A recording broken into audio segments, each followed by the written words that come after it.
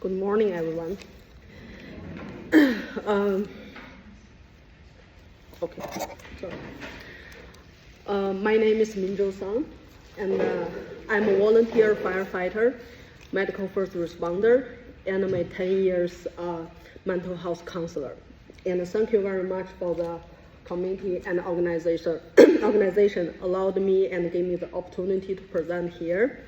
I really like to share some experience for myself as a volunteer firefighter, as a mental health profession, and what my life like to work into those both profession fields.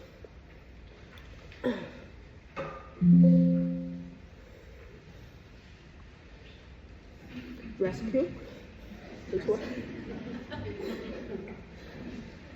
Okay, so the reason I'm here today is not because the both professions in my life are related to the topic, also something personally. As you can see here, those photos are both my grandfathers, and they both stand to the Korean War. And I grew up with them and full of PTSD in my family. So unfortunately, I couldn't support them properly when I was little because I didn't know what was really going on with them.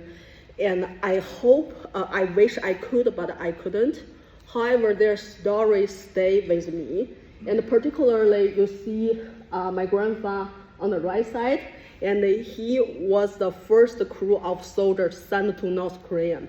And he was the only 2 soldiers and safe back home, over thousands of them. So their story inspired me and motivated me to work on the related topic. However, I was scared about PTSD for a long time and delayed my decision to join fire department. Until today, and I feel I'm ready, I can stand here, and I would like to share my story.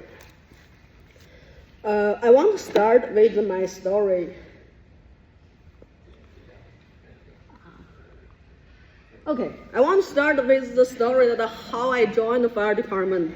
That was the winter in 2002. And my dog, a German Shepherd, she was too young and she was playing in the background and accidentally fell into the pile of ice on Samari River. So it was too far from me, I couldn't rescue her. In the panic, I called 911. That's when the Sherpa fire appeared. So they came and rescued her. And after that, my dog had a special skill. Whenever she hears the fire truck pass by, she's gonna sing along with the siren, with the ram. It's very cute. She remembers that. And and this is her memory also reminded me the seed grew that in my heart. I'm passionate to be a firefighter. And I think that was the moment for me getting ready to join fire department. That's where I ended up in Sherpa Fire for 3 years. So, joining to fire department is one of my most important life turning points. It's influenced me both professionally and personally. Through every call, every response, and I start to see myself, psychotherapy, and meditation differently. By the way, I've been practicing meditation very seriously with my mentor for a really long time. I'm gonna come up a little bit about this later on. And facing emergency, seeing the weakness and the strength of human being really changed me. And I learned the ability to stay calm, focused, and grounded in the middle of the chaos. The experience showed me the real growth does not come only from a theory textbook as a counselor, but really facing seriously situation in our reality. So before I continue, I have a question here for everyone, particularly for those who are mental health professionals. I need to turn this. So when we talk about mental health for first responders, what psychology is still missing today? When we talk about the trauma and the healing, what the deeper part of the inner world and those first responders have, and we do not see yet as a clinician, mental health profession. Those questions actually stayed with me for a long time. After joining the fire department, I slowly realized the psychology alone cannot explain this, and cannot explain firefighters and other first responders' experience inside.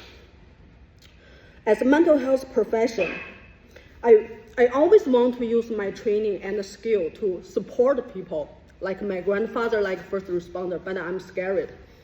Because no matter how well I perform in my counseling, I always feel I'm not ready for trauma for first responders and soldiers.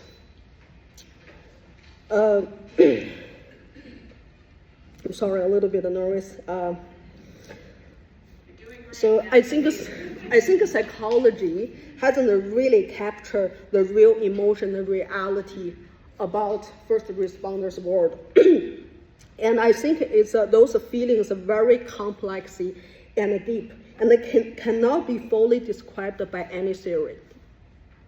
And to truly understand the first responders' feeling, and we need to start their first-hand emotional experience and to listen and feel the moment of urgency, the connection, and the loss. When we can begin to understand from this perspective, I think healing and resilience can really come.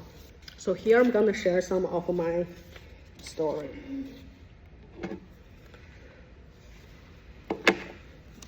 The first time I truly realized things that are different from reality to the textbook, that was the first call I had, that was a vehicle accident. The place was only less 10 minutes away from my home. I arrived very early and I parked my car, walked on the road where I'm super familiar, but I felt something extremely strange. I walked along to the center of where the accident happened.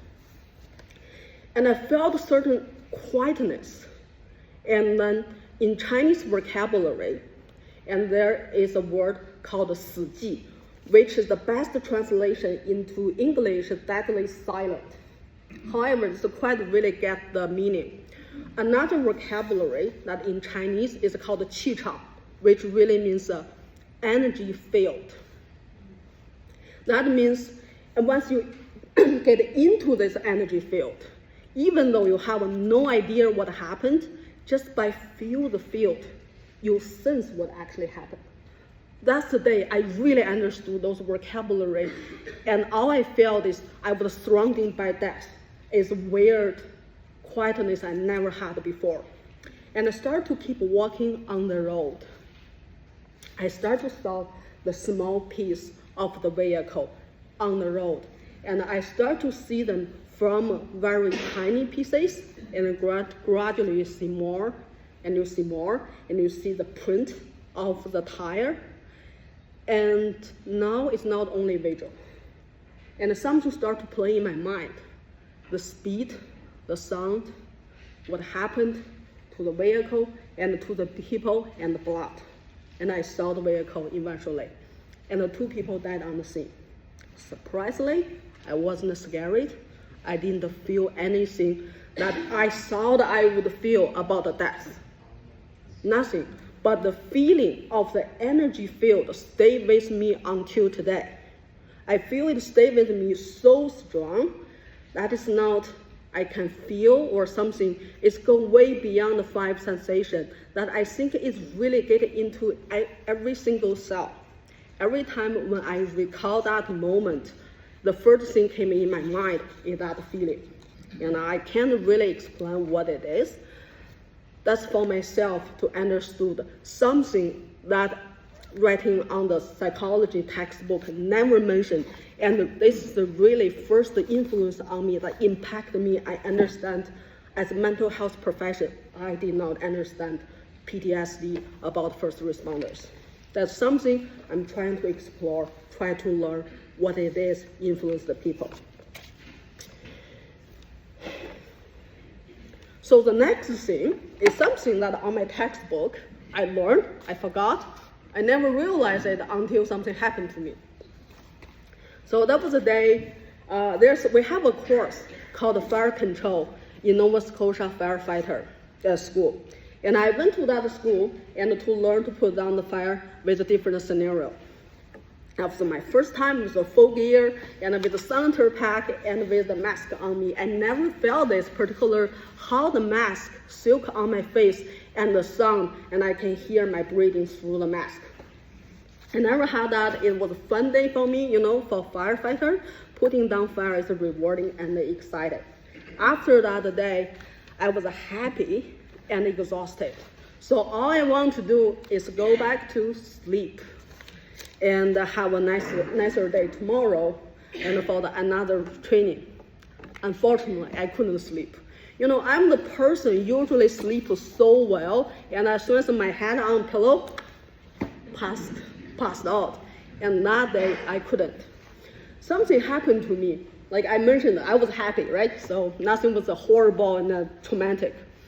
And whenever I just fell into sleep, to some sleeping stage, and I start to see, hear, and feel the sensation, the thunder on my shoulder, the mask on my face, the sound of my breathing, and sometimes it's so vivid, and I couldn't even difference if I was sleeping or was in the training field.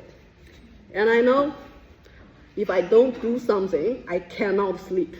So I get up and I did meditation. Somehow I just know I'm teaching my body to learn what happened in the daytime. I gently told my body, it is okay, it's training, right? We committed to this profession, we want to learn this. Nothing is wrong with it, everything is safe.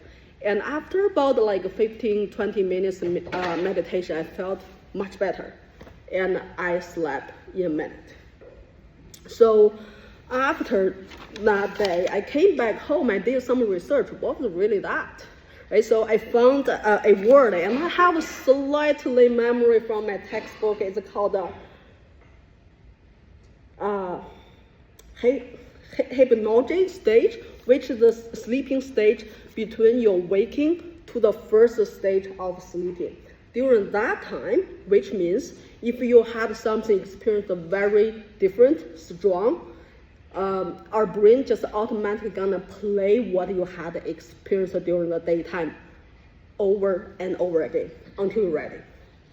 So, this made me wonder if when I was in the training, I had so much fun that enough for me to not sleep, what's it going to be like for other first responders. So I start to pull myself every time, no matter if that's in my car or something else. If anything happened, emotionally strong or anything strange, I put myself in a quiet place and do very short meditation to help myself grounded. This never happened to me. And I realized that's such a good skill. And so I start to use it on my clients. And I teach my clients to recall what happened during the daytime. Because sometimes we just flow with what happened, and we do not really think about what happened to us, particularly what it really meant for our body, right?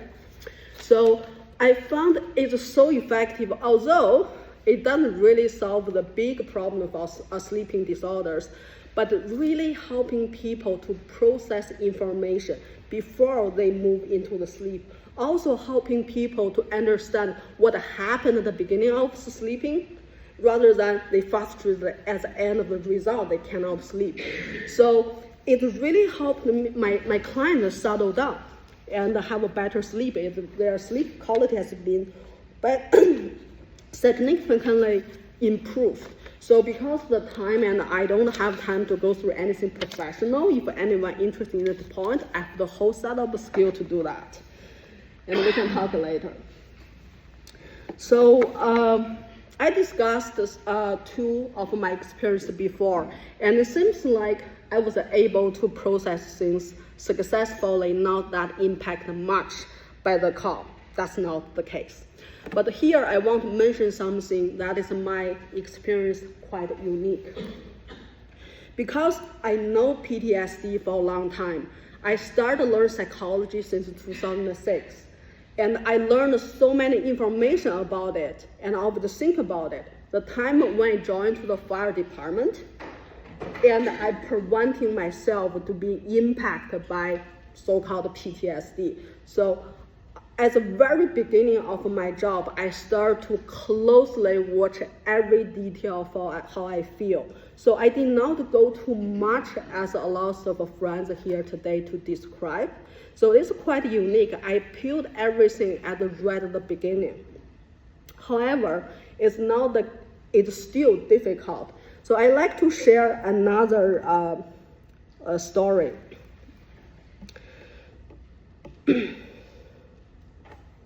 And sometimes, no matter how much I do, and I've been impacted for a long time. So that was the day after my teaching. By the way, I'm also an instructor. I teach every week. So that day of the teaching meditation, right after I finished my class, my page was on. And that was a hard rest call. And I did not have time to rest at all. And I jumped on my car and I drive to the place. It's a small wharf. We did everything we could, but the person didn't make it. I didn't know what's going on with me that day. As soon as the announce was noticed, as soon as the death was noticed, I felt extremely sadness and a sense of emotional crush that really blew me away. And there was a piece of rock, like on the coast. I was sitting there and tried my best to hold my emotion, because that's not the time to discuss your emotion, right? So even though I'm a mental health profession, to discuss emotions will never be a problem. As a firefighter, you'll never do that at that particular situation. So I hold myself and back home, and I did absolutely everything I could. Nothing worked. So I had 3 days extreme emotional distress, and even then, during that time, even I tried my best. I had some argument with my partner. I know that wasn't about her, it was about me. That I know that point to that call, but I just couldn't help myself. Fortunately, I really want to give a credit to the peer support system in Nova Scotia, and we have peer support group that to support firefighters been through the difficult call like that. So we formed up the group with all the people who've been up to call that day, and we shared our feeling, we discussed what happened. I felt much better. I felt much better. However, it didn't really help at the end. I still had something left over, and I didn't know what was that. Until I did my practice meditation with my mentor. And I solved the last part of it. It took me about a week to get all of those out. A week for a firefighter with this type of intensive call is extremely fast. And I didn't know how that's gonna feel like you hold it for like a decade. So, and even though I'm now like my emotion is okay from that call, and my memory and the association of me and that wolf, it changed completely. So that's a wolf where I always go to buy lobsters. Now, like I still buy lobsters, and I call the fisherman, and they tell me, oh, they come to meet me on that wolf. But the first thing came into my mind is, that's where I had that call. That's where that gentleman passed out. But the difference I found is, I have the memory, but I do not have the feeling of struggle and pain. And this will help me to, whenever I think about that call, I think about that person's face. And when there's no depression, a depressed feeling or struggle with my memory, I'm able to peacefully and easily to send my blast to that person. I think that's a part of the beauty to really work on the emotion. Next. Okay. So, 1 second.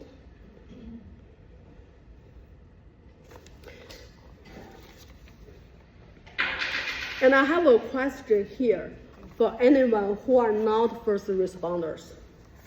Have you ever talked to first responders about their work with first responders? And have you seen they end up with tears? And do you know why? And that's like, if you ever done that, you're gonna see the tears. I thought I know why. As a mental health profession before. And simple, from textbook, is trauma, is symptoms, is struggle, they feel pain, from the scenario and the scene they see, they hear, the graphic and the bloody. No, that's not the case. So once I become a firefighter, I finally learning something much, much deeper than I ever learned in my textbook and I practiced in my profession. Which is I'm gonna explain this type of emotion as best I can later on. And before I really get into this point, I have another question for everyone, particularly for mental health profession here today. When we talk about mental health struggle related to first responders, what are we really talking about?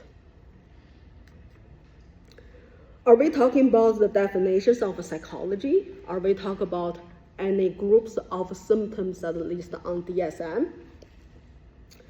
Are we talking about struggle or pain? Do those inner experiences have described only to be negative? Or like, even though we feel in such pain and heavy pace? So before I joined the fire department, I never thought about those questions. Back then, I believed that the trauma was a negative experience consistently with a several group of painful symptoms, just like listed on DSM-5. I can memorize all of those symptoms. I saw the main source for the pain for the first responders come from the witness of death, injuries, extreme scenario, very discomfortable situations. I even believed that the succeed and the effectiveness of my practice in counseling really taught me to understand the trauma. And by the way, in the past 10 years in my practice, I have really good feedback from my clients, and I'm a specialty in trauma healing and anxiety intervention. However, once I joined the fire department, I realized what I thought about how I practice in my understanding about the trauma is a sense of academic arrogance and ignorance. And joining fire department really completely changed me to perceive those feelings. So I want to ask a question here for people who are firefighters and other first responders. When you hear your page on, what really meant to you? When you decide to go that call, what really meant to you? For me, is if I'm jumping in my car, I start to play my page over and over again. And I'm trying to learn what I can learn from very little information. And that moment, I'm making commitment to the person on another side even before I arrive to the scene. And no matter what, I will try my best to save that person. And this commitment is so strong and so unconsciously, and you rarely to notice. And that brings such a bond. And once you arrive to the scene, what the first communication with the people who made the call is the first glance, the eye contact with the person. I see people have a fear, they are panic, they are anxiety, they have such anxious. Just because I stand in front of them, I can see them, and they are like some hope and feel secure spark in their eye. And I realize sometimes nothing I even start and things are happening. This is such a connection between people and unconditional trust and responsibility happened that moment, less than 1 second. And that is really strong, really hurting me all the time. And I want to share a call that was the gentleman had a car accident. We tried our best with our team to help him, to lift him out of the ditch. That was difficult because he refused to help him. And we did a lot and finally took him out. And he was really mad, covered with sweating and dust on his body. And his mom came and ran into him and called his name and said, "I love you." At the moment, I saw the spark of love flashed in his eye extremely fast, and though he was still disoriented and confused, that moment really hurt deep in my heart. I never experienced a love like that, and the person was awakened by the love. And that moment can imprint in my soul until today. I know it will be forever. And because I never realized love can be so simple, so bright like that. And like when I ask you if I can present here, I didn't know what really I got into. When I prepare this presentation, I have to go over those emotions over and over again. The image in my mind about the blood, about the death doesn't bother me, but whenever I think about those sparks in people's eyes, that hurt me. And hurt me so much that I almost sometimes I can't breathe it. And I even try not to practice the presentation because I do not want to touch the feeling. But the feeling is so positive. I was thinking, why? And that's not only even between humans, also between people and animals. We had a call, this lady fall on the ground, and he was alone, traveled to Nova Scotia with her little dog. And a Chihuahua, the breed, barking all the time.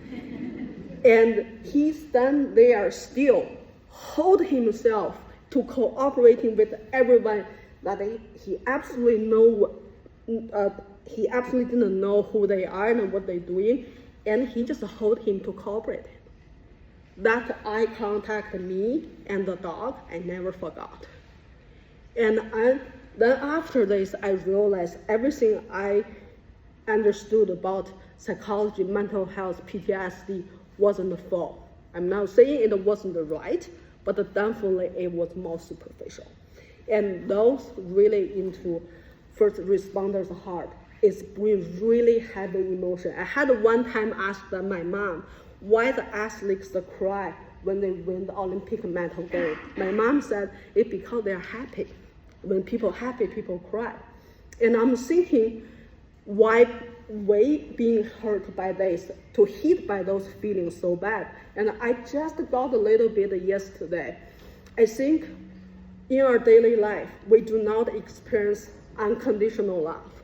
However, in that situation, when I and the person need help, everything is non-conditional. And that has never happened in my clinic. The past 10 years, I saved more people from suicide in my clinical room more than the rescue I had. I never felt in this way because I have a power, I have authority. There are always authority gap between me and my clients.